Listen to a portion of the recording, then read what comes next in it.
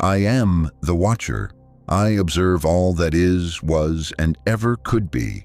Today, I show you a universe where one pivotal moment changed everything. Where Earth's mightiest heroes knelt before a different master. Where Victor Von Doom didn't just rule Latveria, he commanded the Avengers themselves. Watch now as order and freedom collide in a reality that nearly came to pass. The Quinjet screams through Latverian airspace at Mach 2, its stealth systems barely masking the urgency of its approach. Inside, Steve Rogers grips his vibranium shield, the metal cold against his palm.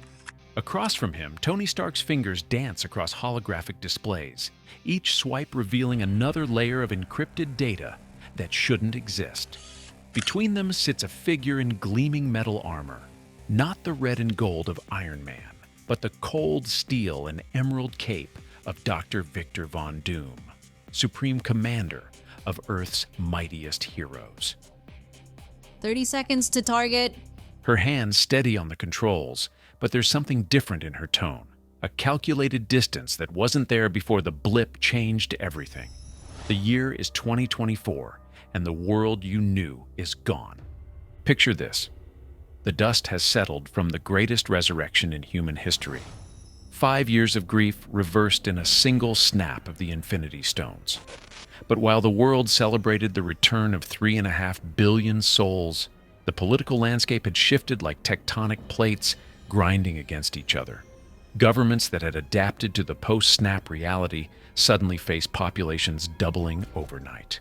Resources stretched thin, order crumbled, and in the small Eastern European nation of Latveria, opportunity knocked with an iron fist. Victor Von Doom had survived the snap. Of course he had. While lesser minds scrambled to maintain basic services, Doom had spent those 5 dark years perfecting a synthesis of technology and sorcery that even the Ancient One might have envied. When Latveria's monarchy collapsed under the weight of returning citizens and resource wars in late 2023, Doom didn't just seize power. He transformed his nation into the single most stable state on the planet.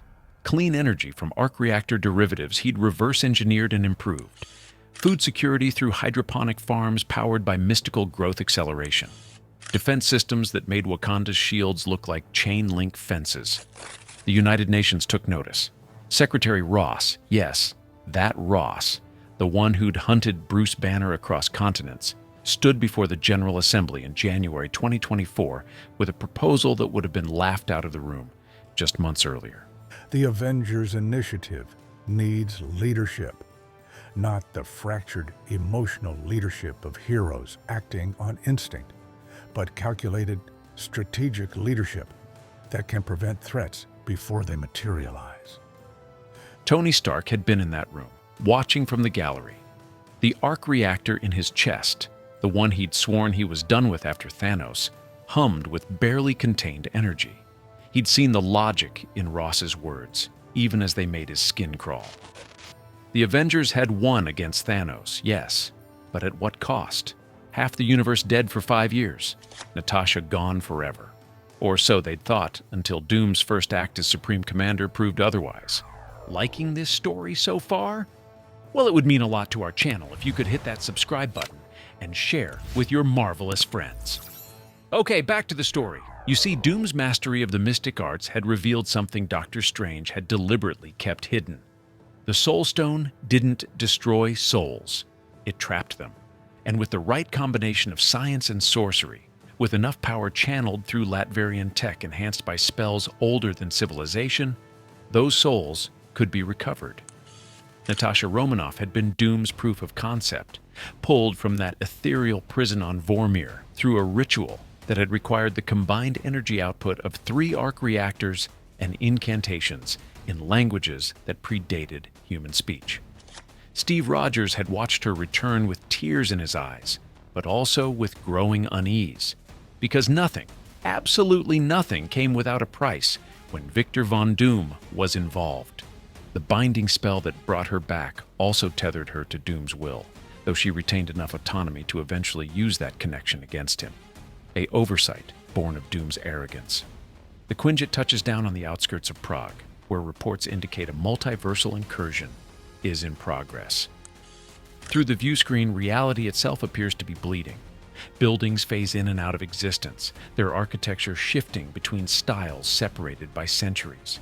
A medieval castle occupies the same space as a glass skyscraper, both structures screaming in defiance of physics. Doombots, establish perimeter. From the Quinjet's cargo bay, dozens of robotic duplicates of their leader march out in perfect synchronization, each one carrying enough firepower to level a city block. Mr. Doom, sir, are you sure we shouldn't wait for Dr. Strange? This seems like his kind of... Strange is occupied with the London incursion, and his methods are inefficient. Observe. What happens next defies every protocol the Avengers had established over their years of operation. Doom doesn't investigate. He doesn't assess. He raises both gauntleted hands, and from his armor erupts a lattice of energy that's part technology, part magic, and wholly terrifying. The green energy wraps around the incursion like a net, and then, with a gesture that would make Scarlet Witch jealous, he simply crushes it out of existence. The medieval castle vanishes, the skyscraper solidifies, reality stops screaming. Threat neutralized. But Steve Rogers has fought too many battles to miss what just happened. That wasn't healing reality, that was dominating it, forcing it to comply. And in the quantum signatures left behind, Tony's scanners pick up something that makes his blood run cold. Traces of other universes, simply erased. You killed them. Whatever was trying to come through, whoever, you didn't send them back. You destroyed them. I protected our reality, Captain. That is the mandate you agreed to when you accepted my leadership. Or have you forgotten the charter you signed? The Charter. God, the Charter. A document written in Doom's precise hand, countersigned by world leaders desperate for stability. It gave the Avengers, Doom's Avengers, authority to act preemptively against any threat, anywhere, without oversight. Sam Wilson had called it a blank check for tyranny. He'd been removed from the team within a week, though officially he'd requested reassignment to humanitarian work, which kept him off Doom's radar while he built the resistance. Victor, we're picking up similar incursions in Mumbai, Sao Paulo, and Tokyo. Whatever's happening, it's accelerating. Then we accelerate our response. He turns to address his team, his subjects really, though none of them want to admit it. Thor, you will take Mumbai. Your lightning should disrupt the quantum frequencies. Stark, Sao Paulo requires your expertise with dimensional mechanics. Romanoff, Parker, you're with me for Tokyo. Captain Rogers, you will coordinate from orbit with Banner. Your tactical expertise is best utilized from a command position. It's not a suggestion. Nothing Doom says ever is. Steve wants to argue, but Thor places a massive hand on his shoulder. Choose your battles, Captain. This is not the hill to die upon. But Steve Rogers has died on plenty of hills, and as he watches Doom board the Quinjet with casual authority, he wonders if this might be the most important one yet. The Tokyo incursion is different. Where Prague showed buildings phasing through time, Tokyo's reality breach has brought something else, someone else. The Avengers arrive to find the city's Shibuya district transformed into a war zone, but not from their universe. These are Chitauri, but wrong somehow. Their technology is more advanced, their tactics more brutal, and leading them is a figure that makes even Doom pause. Another Iron Man, but this one's armor is black as midnight, powered by something that definitely isn't an arc reactor. Fascinating. A variant Stark. One who clearly chose a different path. The Dark Iron Man turns at the sound of Doom's voice. Victor Von Doom, in my universe, you're dead. I made sure of it. How disappointing for your universe, then. Parker, evacuate the civilians. Romanov, flanking pattern 7. But Peter hesitates. His spider sense isn't just tingling, it's screaming. Mr. Doom, there are people trapped in that building. If we attack now...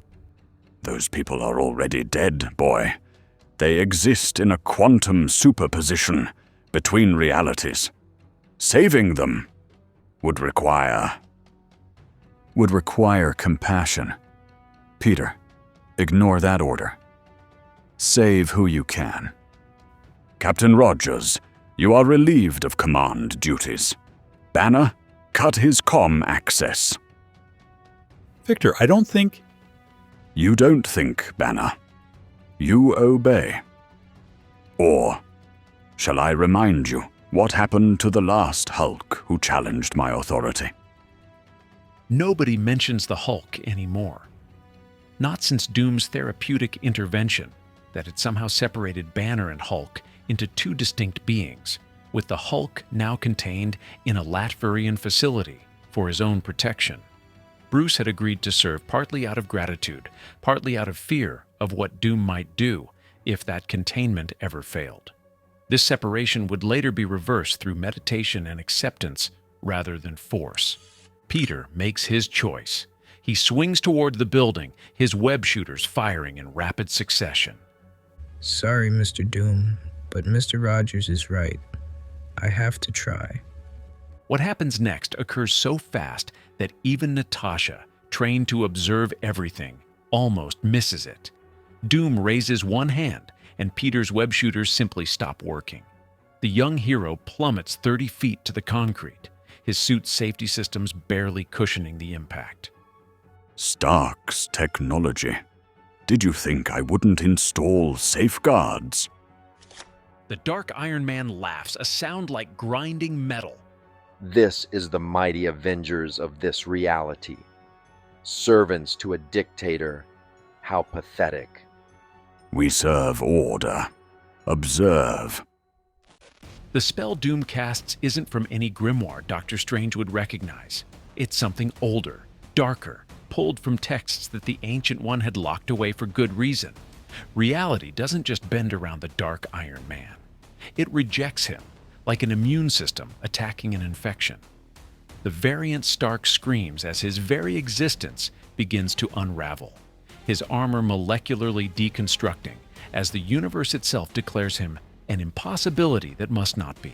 Stop. Victor, you're killing him. He's still me. He's still... He is an aberration, and aberrations must be corrected. The Dark Iron Man reaches out desperately, his hand partially dissolved, trying to speak, but words require vocal cords, and those are already gone.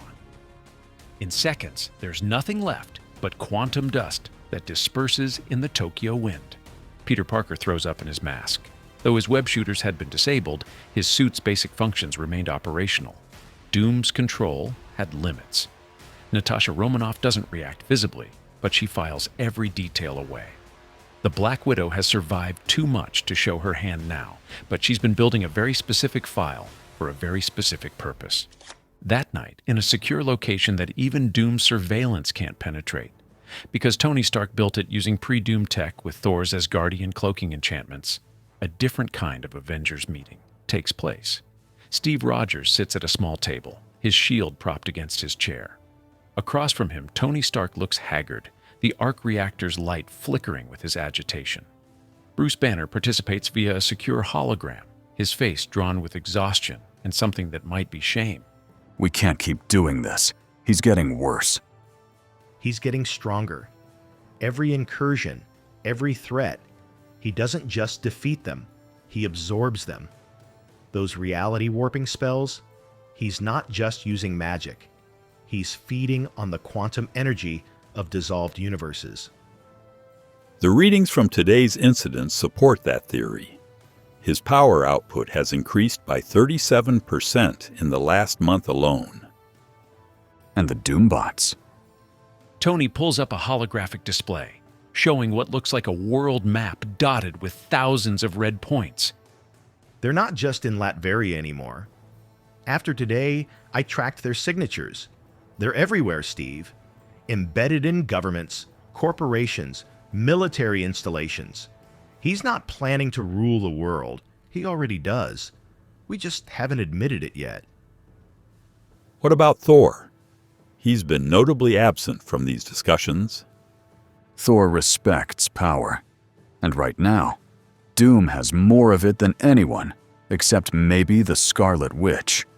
And she's been conspicuously assigned to deep space reconnaissance for the past 3 months. He's isolating threats. Anyone who could challenge him, Wanda, Strange, even Carol Danvers, they're all mysteriously needed elsewhere. He's playing chess while we're playing checkers. Then we stop playing.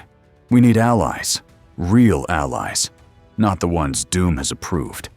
Sam Wilson's building something with the remaining heroes who wouldn't sign Doom's charter. Bucky's gone underground, but he's gathering intelligence. And there are others. Heroes from the quantum incursions who managed to survive and hide. You're talking about rebellion against someone who can literally rewrite reality. I'm talking about what we should have done the moment he brought Natasha back, because everything has a price with Doom, and we're about to find out what hers is. As if summoned by the mention of her name, Natasha Romanoff emerges from the shadows. Because of course she was there all along, but something's different about her. Her eyes carry a green tint that wasn't there before, and when she moves, reality seems to ripple slightly around her. You're right to be suspicious. When Doom pulled me from the Soul Stone, he didn't just resurrect me. He bound me to him. I'm his anchor to the soul realm, his way of accessing power that shouldn't exist in our reality. She pauses, and for a moment, her form flickers like a bad transmission. But that binding works both ways. I know his plans, all of them. The connection he forged to control me also lets me see into his mind. His arrogance never let him consider I could use it against him. Tell us. The multiversal incursions aren't random. Doom is causing them. Each one he closes makes him stronger, yes, but more importantly, it weakens the barriers between realities. He's preparing for something he calls the Great Convergence. When the barriers are weak enough, he plans to merge all realities into one, with himself as the sole ruler. One universe, one Doom, one order. Secret wars. He's trying to trigger his own secret wars. The question is whether you're willing to do what's necessary to stop him, because it won't be clean, it won't be heroic, and some of us won't survive. Steve Rogers stands, picking up his shield. The vibranium catches the light, reflecting their determined faces back at them. We're Avengers. The real Avengers. And it's time we remind the world, and Victor Von Doom, what that means. Over the next 6 months, the resistance builds in shadows Doom's light can't penetrate. Sam Wilson recruits street-level heroes who've stayed off Doom's radar. Luke Cage, Jessica Jones, Daredevil, heroes who know how to fight tyranny from the ground up. Shuri, who'd been forcibly recruited to Doom's Avengers, secretly funnels Wakandan tech to the resistance while maintaining her cover. Even Peter Parker, horrified by what he's witnessed, becomes a double agent. After the Tokyo incident, Doom had his web shooters repaired but installed even more safeguards. Safeguards Peter learned to work around with Tony's remote help. The world watches as Doom's Avengers become increasingly aggressive in their protection. Entire governments are replaced overnight with leaders who happen to share Doom's exact vision for order. The Doombots, once hidden, now patrol openly in major cities, their green eyes recording everything, everyone, all the time. Crime rates plummet, but so does freedom. Disease is virtually eliminated, but at the cost of mandatory genetic screening that Doom personally oversees. It's paradise if you don't mind living in a cage. Tony Stark works feverishly in his hidden workshop, developing countermeasures to Doom's technology. He can't match the sorcerer scientist's power directly, but Tony's always been best when he's the underdog.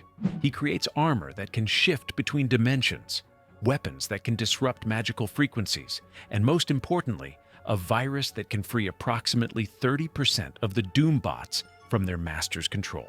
Not all, as total override would trigger Doom's failsafes. We'll have one shot.